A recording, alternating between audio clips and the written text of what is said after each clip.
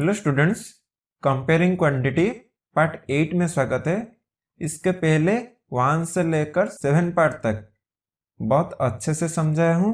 जो भी नए हो आराम से पार्ट 1 से देखो।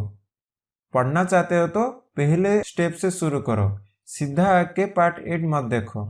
तो इस पार्ट में हम सिंपल इंटरेस्ट के बारे में पढ़ेंगे। तो लाइफ में लोन ज़्यादा मत लेना क्योंकि इंटरेस्ट बढ़ जाएगा।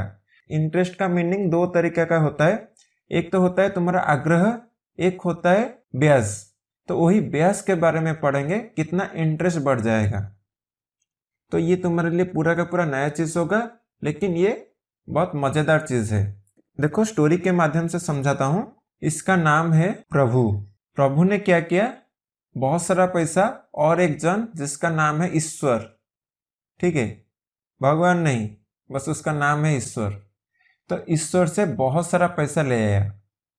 तो ले आया का मतलब क्या है, वो लोन क्या है।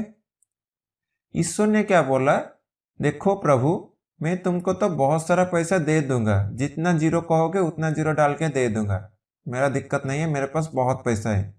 लेकिन मैं इससे नहीं दूंगा कि तुम ले लोगे और मुझे रिटर्न कर लोगे जितना दिया था उतना, इससे नहीं चलेगा।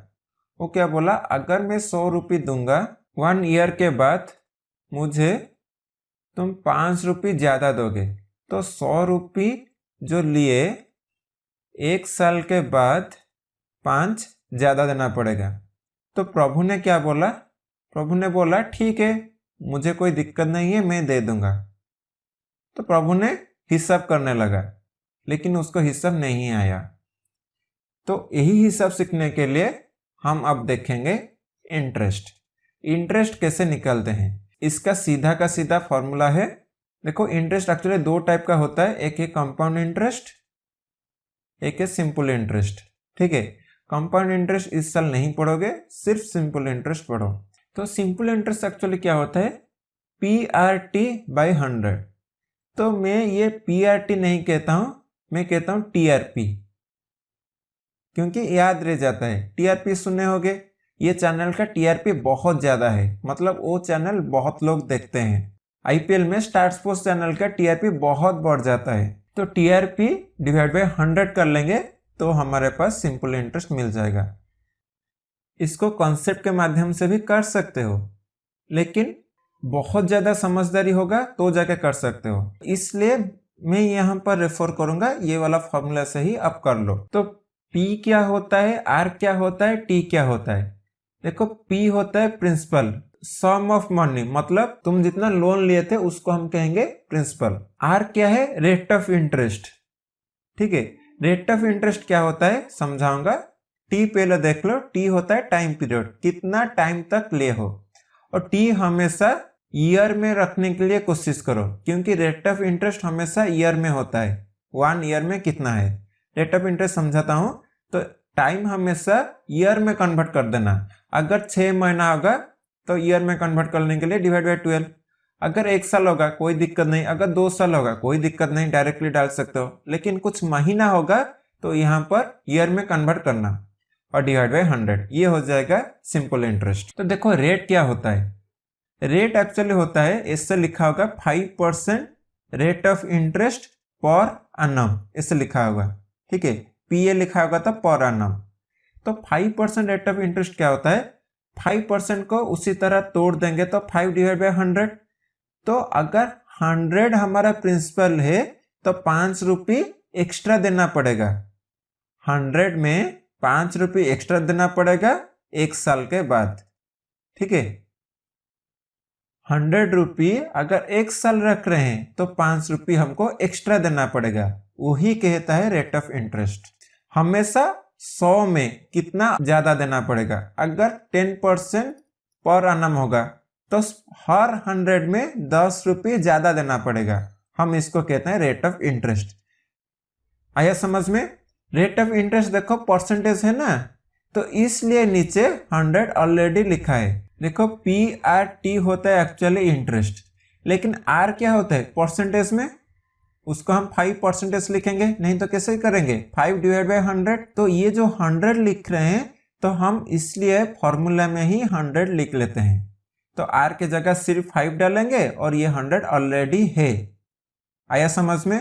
अगर रेट दिया होगा 5% तो ऐसा बिल्कुल भी मत लिखना p r 5% t फिर से 100, ऐसा मत लिखना।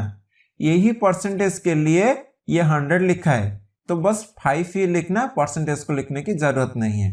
क्लियर करके बोल देता हूं।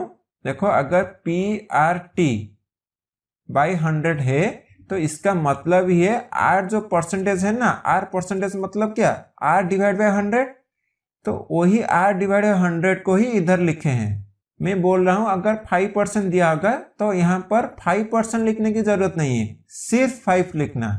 ठीक है, सिर्फ 5 और नीचे 100, तो तुम्हारा एसआई मतलब सिंपल इंटरेस्ट आ जाएगा। तो सिंपल इंटरेस्ट क्या डिनोट करता है, ये पूरा का पूरा प्रिंसिपल में कितना ज्यादा दोगे। रेट ऑफ इंटरेस्ट डिनोट करता है, रेट ऑफ इंटरेस्ट 5% है, यानी कि 100 में कितना ज्यादा दोगे। लेकिन अगर सम ऑफ मनी 1000 लिए हो, सिंपल इंटरेस्ट क्या डिनोट करता है, तो ये 1000 में कितना दोगे वो होता है सिंपल इंटरेस्ट। 1000 में कितना ज्यादा दोगे।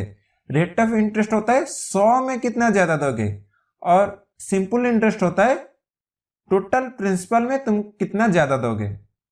और उसके आगे और एक टर्म है, वो है अमाउंट। अमाउंट क्या है, प्रिंसिपल है, मतलब जितना लिए थे, मान लो 1000 लिए थे। इंटरेस्ट क्या है, यही 1000 में कितना ज्यादा दोगे, मान लो 100 ज्यादा दे, ये दोनों को मिलाओगे तो तुम्हारा ये अमाउंट कहलाएगा। मतलब पूरा का पूरा अगर कैश भरोगे तो 1000 तो दोगे जितना लिए थे, उसके आगे 100 एक्स्ट्रा दोगे, तो ये हो जाएगा 1100। तो तुमको 1100 रुपये लौटाना पड़ेगा।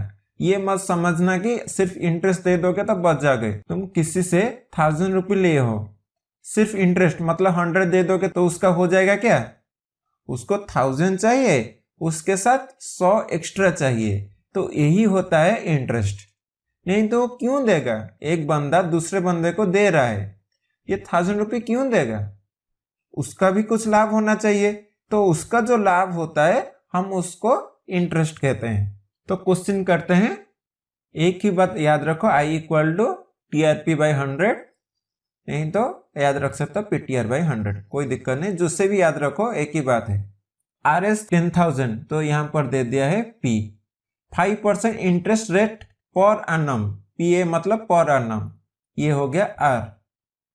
Find the interest at the end of 1 year, मतलब ये दे दिया है टाइम, तो बस डाल दो। इंटरेस्ट इक्वल टू क्या होगा, पीटीआर डिवाइड बाय 100। पी क्या है 10,000, T 1 year, rate 5 divide by 100, 20 cut गया, 500 आ गया। इंटरेस्ट पूछा क्या है, इंटरेस्ट, बस 500।